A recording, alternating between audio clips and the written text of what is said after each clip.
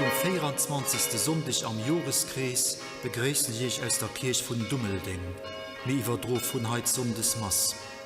Es singt die Chorale Saint-Cécile Dommeldange, Dirigentin als José Letsch, Organist der Romain Görgin. Hier spielt als Entrée Through the Night of Doubt and Sorrow vom Smart. Donno sangen wir Chanter Prier vom Bourrel, Kyrie a Gloria vom Jerry Estes, Alléluia von Mozart, La Première en Chemin von Guédon à Lefebvre, I Sing Holy an Agnus von Meyerhofer, Psaume de la Création von Richard a Petrovitch und als Schlusslied O Happy Day. Durchel spielt als Sortie The Lily of the Valley vom Hayes.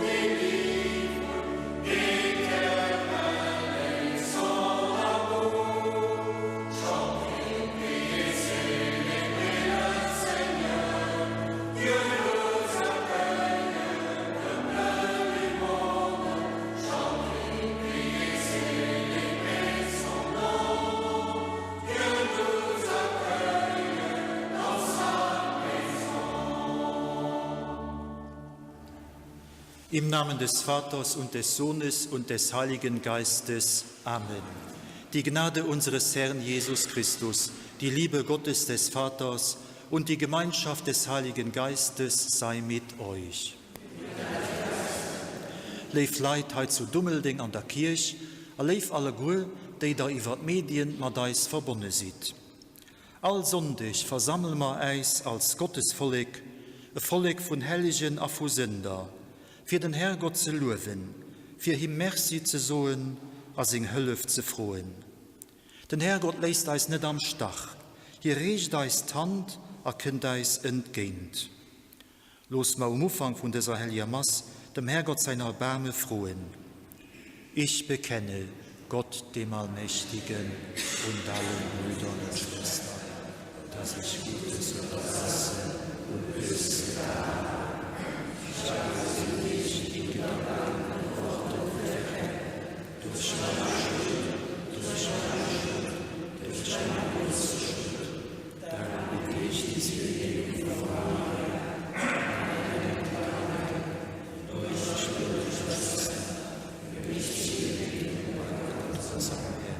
Der allmächtige Gott erbarme sich unser. Er lasse uns die Sünden nach und führe uns zum ewigen Leben.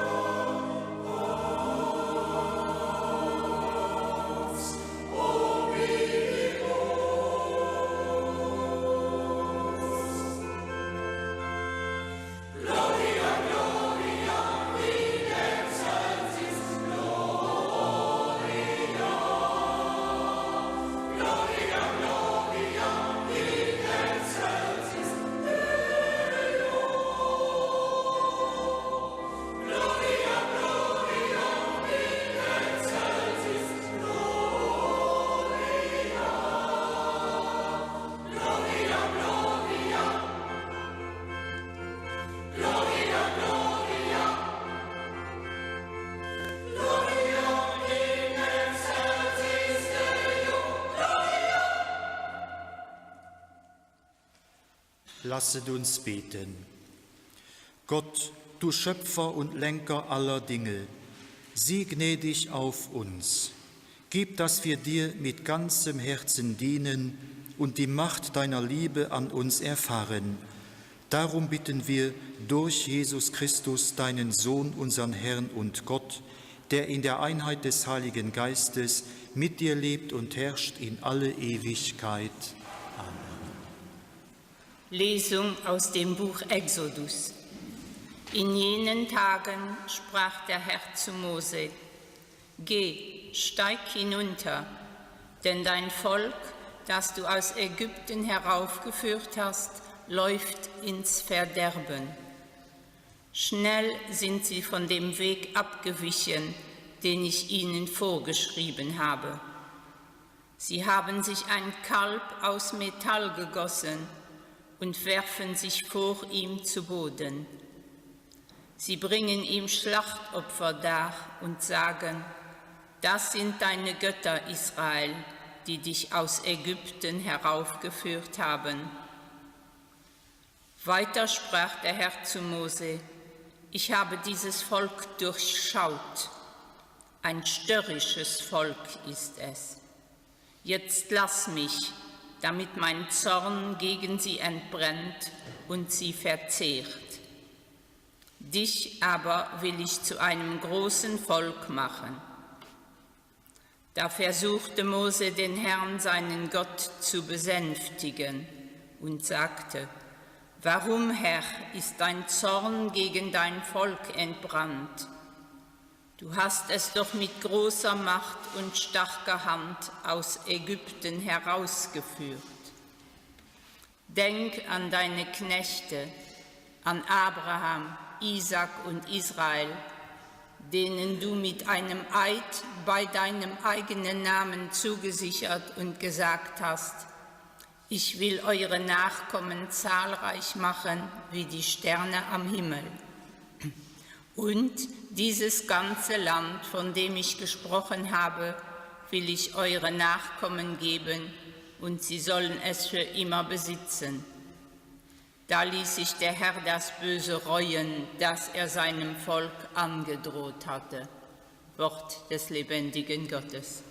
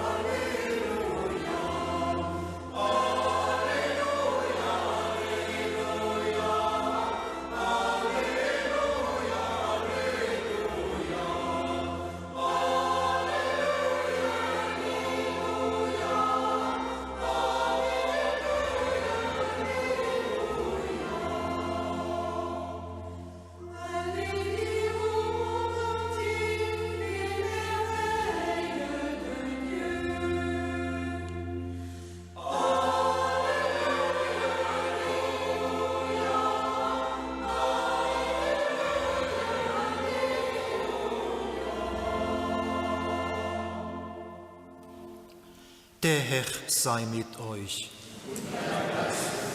Aus dem heiligen Evangelium nach Lukas. In jener Zeit kamen alle Zöllner und Sünder zu Jesus, um ihn zu hören. Die Pharisäer und die Schriftgelehrten empörten sich darüber und sagten: Er gibt sich mit Sündern ab und isst sogar mit ihnen. Da erzählte er ihnen ein Gleichnis und sagte: Wenn einer von euch 100 Schafe hat und eins davon verliert, lässt er dann nicht die 99 in der Steppe zurück und geht dem Verlorenen nach, bis er es findet? Und wenn er es gefunden hat, nimmt er es voll Freude auf die Schultern. Und wenn er nach Hause kommt, ruft er seine Freunde und Nachbarn zusammen und sagt zu ihnen: Freut euch mit mir, ich habe mein Schaf wiedergefunden, das verloren war. Ich sage euch, ebenso wird auch im Himmel mehr Freude herrschen über einen einzigen Sünder, der umkehrt, als über 99 Gerechte, die es nicht nötig haben, umzukehren. Oder wenn eine Frau 10 Drachmen hat und eine davon verliert, zündet sie dann nicht eine Lampe an, fegt das ganze Haus und sucht unermüdlich, bis sie das Geldstück findet. Und wenn sie es gefunden hat, ruft sie ihre Freundinnen und Nachbarinnen zusammen und sagt: Freut euch mit mir, ich habe die Drachme wiedergefunden, die ich verloren hatte. Ich sage euch, ebenso herrscht auch bei den Engeln Gottes Freude über einen einzigen Sünder, der umkehrt. Evangelium unseres Herrn Jesus Christus.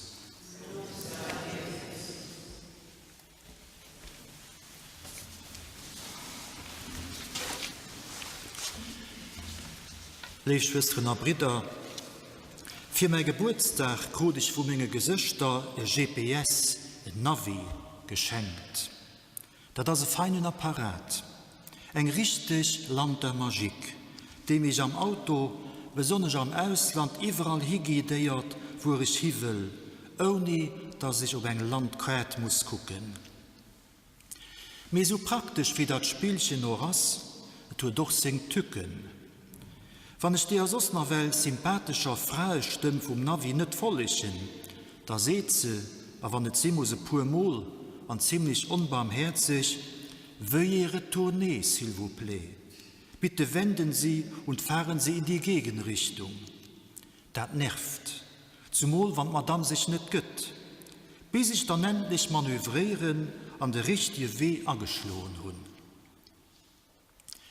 Der richtige Weg anschlagen und die Orientierung behalten, das ist nicht immer einfach.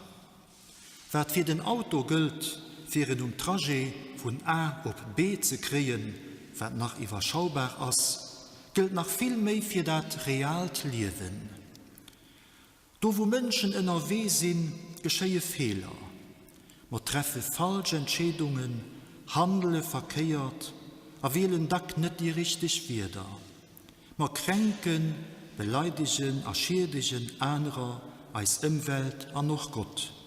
So an so viel Sackgassen an Irrwehr. Umkehren ist nicht evident, das ist dir so gut wie ich. Entsprechend Geschichte, wie das zu illustrieren, ist den Tanz das Gillend Kalef, so wie ihn an der ersten Lesung geschildert wird. Das Volk an der Wüste geht ungeduldig, gleift nicht mehr um Gottes Hilfe. Es ist nur etwas, das greifbar ist, was den uppacken kann, ja eng uppack. Der Moses ist heilige Berg für die Gebote vor Gott entgegen zu holen. Aber während hier vor das geist Volk sich ein Kalf aus Gold, wirft sich dem zu Füßen. Ils ont perdu le nord, gibt der Französ sagen. Das löst bei Jahwe eine grosse Roserei aus, über die Untreu von Israel, weil es dem Götzendienst verfällt. An ihn dreht Zerstörung um. Mit Moses setzt alles in Bewegung, für Gott zu züssen und ihn zu besänftigen. Was steht letztlich im Spiel? Es geht den richtigen Weg für das Volk Gottes, wie das es nicht an dir geht. Gott, der gewissen hat, dass hier in der Weh am Volk mitgehen, als vergiss gehen. Hier gerät an den Hintergrund, geht regelrecht an den Eck gestaltet. Gölle Kälfscher, sie leicht aber bequem zu kriegen. Über sie können wir leicht verfügen, an als ihrer bedingen. Den ewige Gott als weit manner greifbar, nicht so spektakulär, aber für allem als verborgen. Bleibt dem Zugriff vom Mensch entzun. Ich kann nicht einfach ihrer Tieren verfügen, hier entzieht sich mir. Levalgur, so wie Gillend Kalef, und noch als modern Götzen eng nicht zu unterschätzend Wirkung an Unzeigung ob als Zeitgenossen. Sie weisen sich mit einer glänzender, großartiger Fassade, die verblendet, obwohl sie auf Dauer nicht überzeugen kann.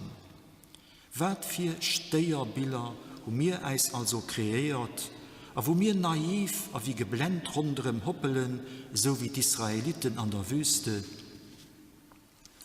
Zeit, von der als Lesung schwätzt, als vergangen, das Phänomen als blieben. Gleven, dat geht durch Haut, jo grad Haut, dacks als schwierig empfund, weil es so unscheinbar, a wenig spektakulär ist. Ob ich beten oder nicht, qu'est-ce que ça change? Was bewirkt Gott schon Großes? Viel andere Mächte von dieser Welt bewirken dem Ausschein noch viel mehr. Denken wir zum Beispiel an die Faszination, die von der Technik ausgeht oder von den elektronischen Medien. Wo auch immer dazu eine Expo, eine Messe organisiert wird, erlebt den kultähnlichen Zustand an eine regelrechte Atmosphäre von Anbetung und Bewunderung. Ähnlich bei den großen Events am sportlichen und am kulturellen Leben. Starren die gefeiert, als sie kriegen eine Verehrung durchbrücht mit spitze Wörter, bis hin zu richtiger Inbrunst an Ekstase, manchmal Hysterie.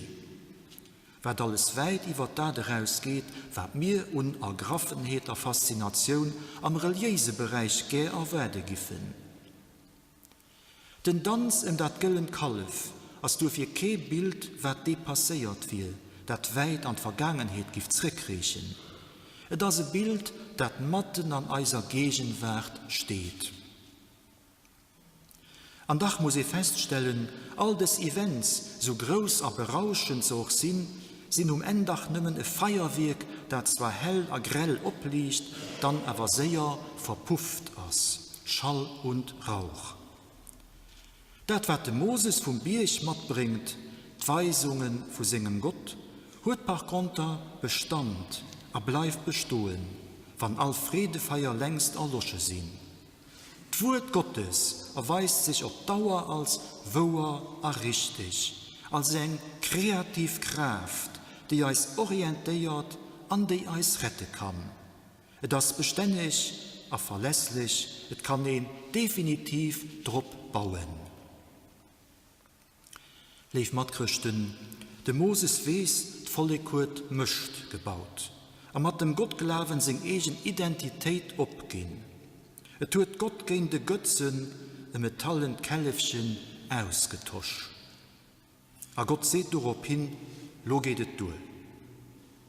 Mit dem Moses beschwichtigt hier, weinen aus seiner Roserei für sich gesagt. An erinnerten aus sein Pakt, seine Allianz, die er mit seinem Volk geschlossen hat, vom Abraham an bis zum Exodus, wo die Israeliten aus der Sklaverei von Ägypten raus an die Freiheit geführt hat. Gott wird sie der Lohn nicht verlassen, am Plan lassen. Wird der Lohn nicht wollen sich zurückziehen, an ihre Basis undienen. So wie Eltern, die hier Kanner, egal was sie gestiegt tun, doch nicht können abgehen.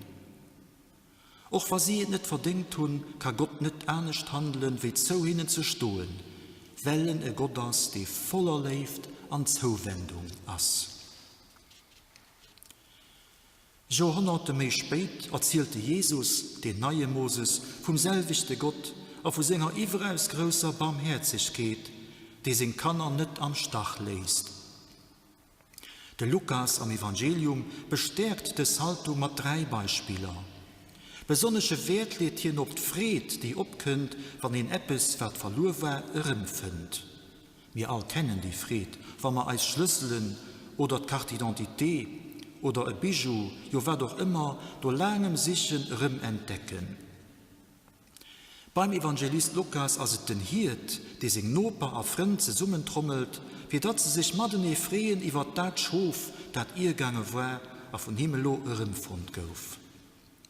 Die Frau, die ihr Geldstück verloren hat, an der Rimpfend, rift hier Nopischen an Gefurdischen, für hier Fried darüber zu delen.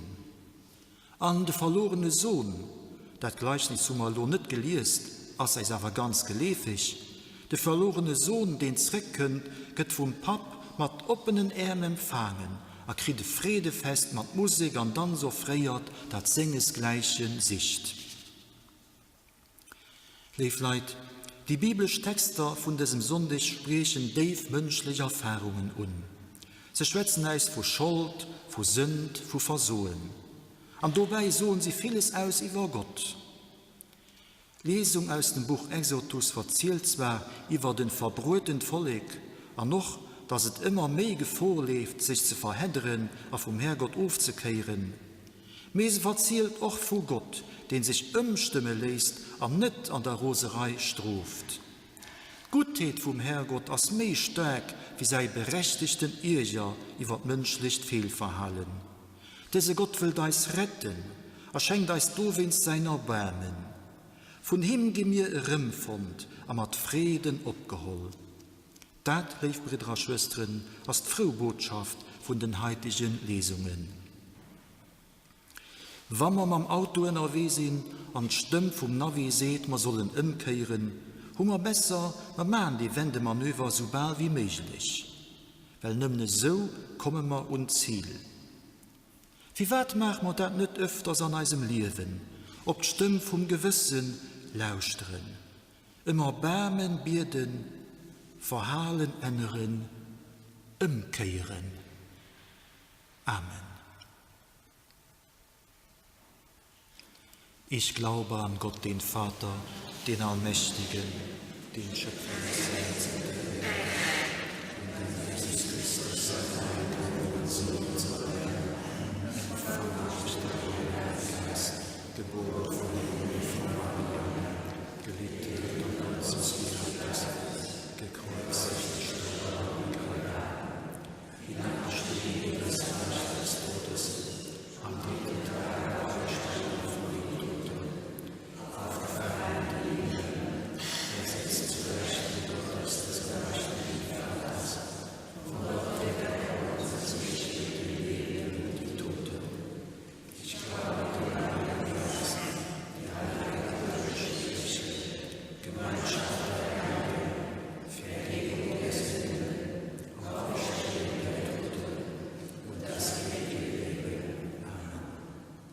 Herrgott, du schenkst eis dein Erbarmen, am möchtest so ein Neid Leben möglich. Wir bitten dich. Für die Kirche, Hölle für trotz ihrer Schwachheit ein Zeichen von deiner Barmherzigkeit zu sein für jeder Mensch. Herrgott, Herr Eis. Für alle Frauen und Männer, die an der Politik und an der Wirtschaft Verantwortung drohen, los sie erkennen, was gut ist für jederin, und los sie nicht vergessen, dass sie am Dienst von allen stehen. Herrgott, Herr Eis. Für die Kanner, die jungen Leute an ihrer Zeit, für die an den nächsten Tag ein neues Schuljahr aufhängt, schenk ihnen Geduld, Respekt und verstehst du mich für den anderen. Herrgott, Herr Eis. Für uns Mitmenschen, die ungerecht und schlecht behandelt gehen, gefinnen den Menschen Freundlichkeit zu spüren. Herrgott, Herr Eis. Für uns all geweist Kraft, wirklich umzukehren, an ihn dem anderen zu verzeihen, wie du eis verzeihst. Herrgott, Herr Eis. Für uns Leib verstorben, hol sie ob an dein Reich, wo lebt Fried und Frieden. Herrgott, Herr Eis. Gott, eise Pap, du fräst dich über dem Keier von all Sinner, und du gehst dem Verlorenen no. Wir sollen dir merci für den Leib, haut an immer an ewig. Amen.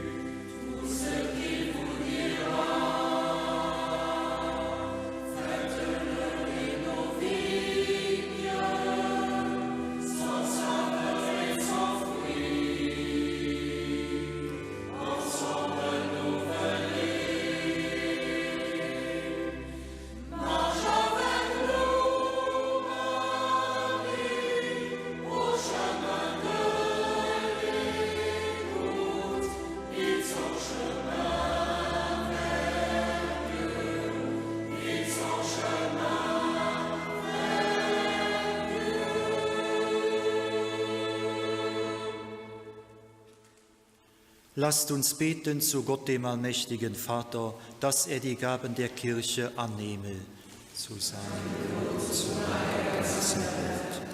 Herr, nimm die Gebete und Gaben deiner Kirche an, und was jeder Einzelne zur Ehre deines Namens darbringt, das werde allen zum Heil. Darum bitten wir durch Christus, unseren Herrn. Der Herr sei mit euch. Und mit deinem Geiste. Erhebet die Herzen. Wir haben sie, mein Herr. Lasset uns danken dem Herrn, unserem Gott. Das ist würdig und recht.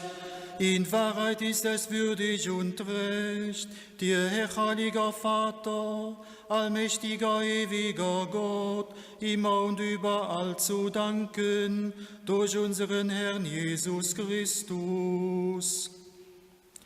Denn er hat Großes an uns getan.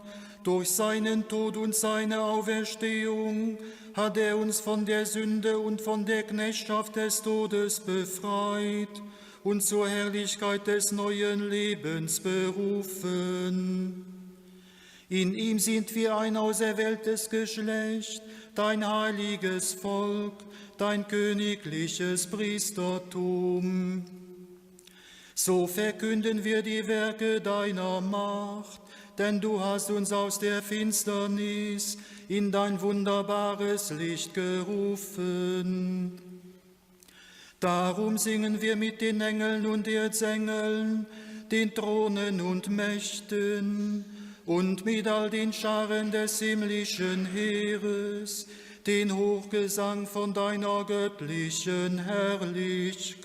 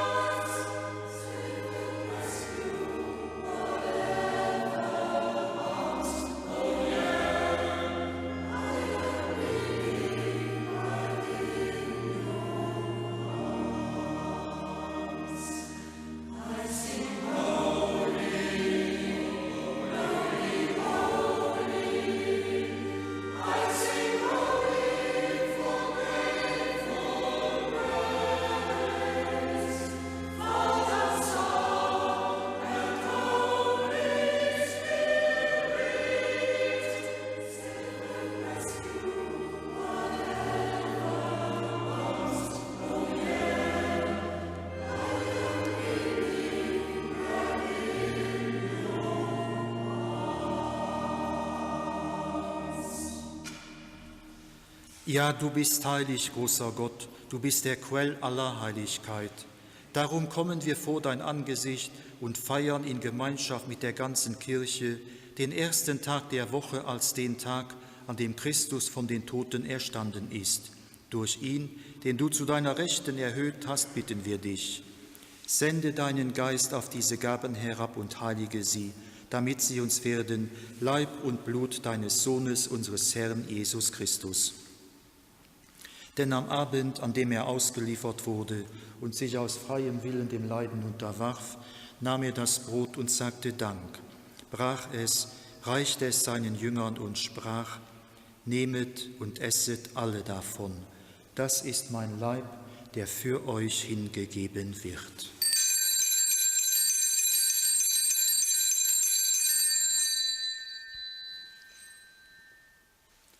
Ebenso nahm er nach dem Mahl den Kelch, dankte wiederum, reichte ihn seinen Jüngern und sprach: Nehmet und trinket alle daraus.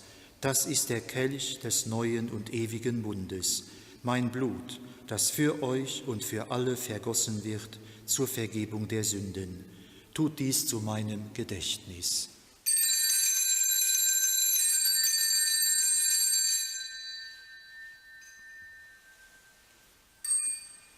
Geheimnis des Glaubens.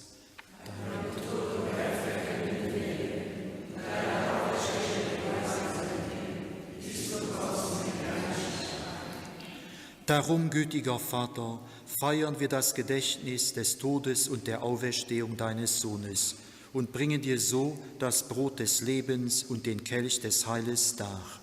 Wir danken dir, dass du uns berufen hast, vor dir zu stehen und dir zu dienen. Wir bitten dich, schenke uns Anteil an Christi Leib und Blut und lass uns eins werden durch den Heiligen Geist.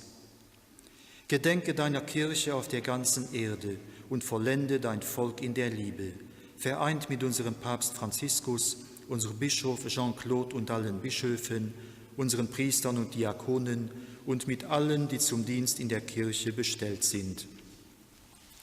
Gedenke unserer Brüder und Schwestern, die entschlafen sind in der Hoffnung, dass sie auferstehen. Nimm sie und alle, die in deiner Gnade aus dieser Welt geschieden sind, in dein Reich auf, wo sie dich schauen von Angesicht zu Angesicht. Vater, erbarme dich über uns alle, damit uns das ewige Leben zuteil wird, in der Gemeinschaft mit der seligen Jungfrau und Gottesmutter Maria, dem heiligen Josef, mit deinen Aposteln und mit allen, die bei dir Gnade gefunden haben von Anbeginn der Welt, dass wir dich loben und preisen durch deinen Sohn Jesus Christus. Durch ihn und mit ihm und in ihm ist dir Gott, allmächtiger Vater, in der Einheit des Heiligen Geistes alle Herrlichkeit und Ehre, jetzt und in Ewigkeit. Amen. Wir heißen Kinder Gottes und sind es, darum beten wir voll Vertrauen. Vater unser im Himmel, geheiligt werde dein Name, dein Wille geschehe, wie im Himmel so auf Erden. Unser tägliches Brot gib uns heute und vergib uns unsere Schuld, wie auch wir vergeben unseren Schuldigen. Und führe uns nicht in Versuchung, sondern erlöse uns, Herr, allmächtiger Vater, von allem Bösen und gib Frieden in unseren Tagen. Komm uns zu Hilfe mit deinem Erbarmen und bewahre uns vor Verwirrung und Sünde, damit wir voll Zuversicht das Kommen unseres Erlösers Jesus Christus erwarten. Denn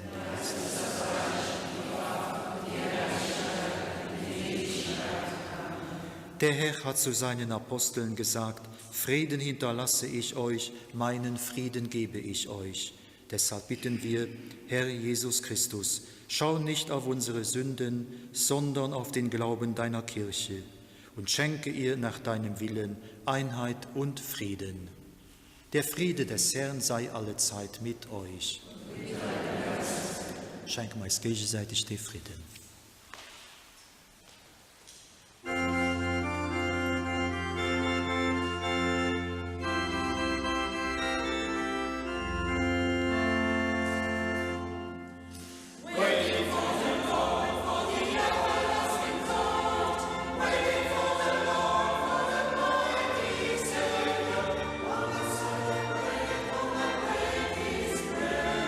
Lord have mercy on me.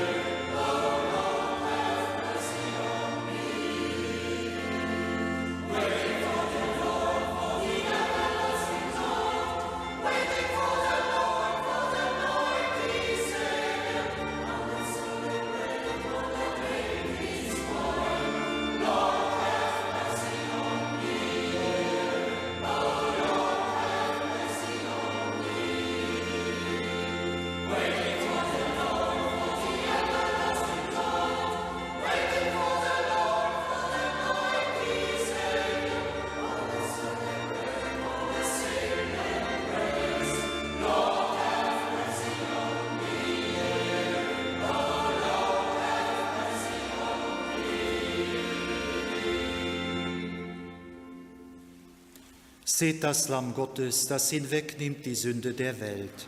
Herr, ich bin nicht würdig, dass du eingehst unter mein Dach, aber sprich dein Wort, so wird meine Seele gesund.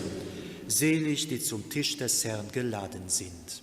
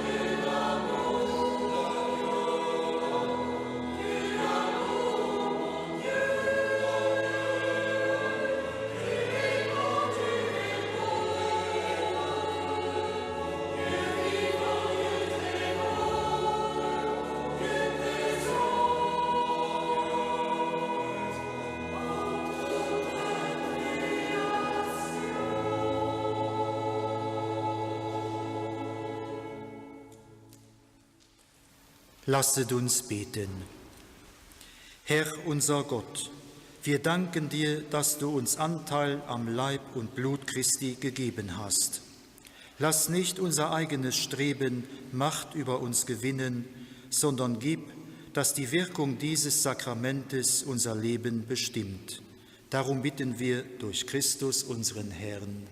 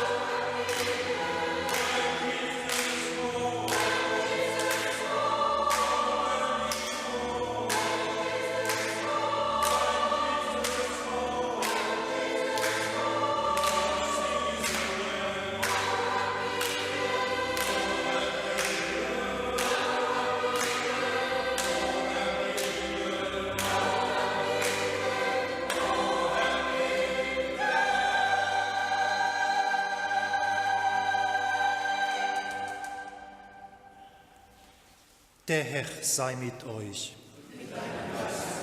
Es segne euch der allmächtige Gott, der Vater, der Sohn und der Heilige Geist. Geht hin in Frieden.